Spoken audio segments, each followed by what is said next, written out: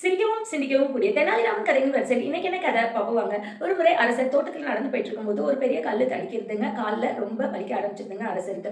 இதனால கோபமாகிற அரசர் அந்த தோட்டக்காரரை தூக்கிலிட சொல்லி உத்தரவிடுறாருங்க.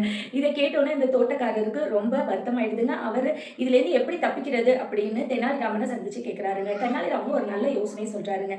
அதை கேட்டுக்கிட்டு தூக்கிலிடுற அன்னைக்கு அரசரை காலில் துப்பிடுறாருங்க இந்த தோட்டக்காரர். அதை பார்த்தோன்னே அரசருக்கு ரொம்ப கோவம் வந்துடுதுங்க.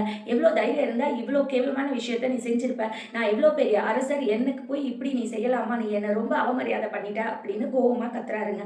உடனே அந்த தோட்டக்காரர் சொல்றாரு, எப்படி இருந்தாலும் என்னை தூக்கிலிட போறீங்க அரசரே, கல் தட்டினதுனால தான் நீங்க என்ன தூக்கிலிட்டீங்க அப்படிங்கிறது மக்களுக்கு தெரிய வந்துச்சுன்னா இவர் எவ்வளோ ஒரு கொடுமைக்கார அரசர், இவர் போய் கல்லை இடிச்சுக்கிட்டு தோட்டக்காரரை போய் தூக்கிலிட்டு இருக்காருன்னு உங்களை தான் தவறா பேசுவாங்க. இப்போ நான் பண்ண தப்புக்காக தான் நீங்க என்ன தூக்கிலிடுறீங்க அப்படின்னு தெரிஞ்சுக்கிட்டா, ஆமாமா அரசனை அவமானப்படுத்துறது எவ்வளோ பெரிய குற்றம், அதற்கு தக்க தண்டனை தான் அரசர் கொடுத்துருக்காருன்னு உங்களை பாராட்ட தான் செய்வாங்க அப்படின்னு அந்த தோட்டக்காரர் சொல்றாருங்க. இதை கேட்டோன்னே தான் அரசருக்கு நம்ம சின்ன தவறுக்கு போய் இவருக்கு பெரிய தண்டனை கொடுக்கறதா இருந்தோமே அப்படின்னு அந்த தோட்டக்காரரை மன்னிச்சு விட்டுறாருங்க.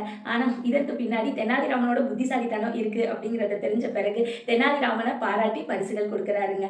கதையோட நீதிங்க, எப்பொழுதுமே புத்திசாலித்தனமா இருக்கணுங்க. இந்த மாதிரி சுவாரஸ்யமான நீதி கதைகள் கேட்க தேவ்ஸ்மணி அப்படிங்கிற யூடியூப் சேனலை சப்ஸ்கிரைப் பண்ணிக்கோங்க.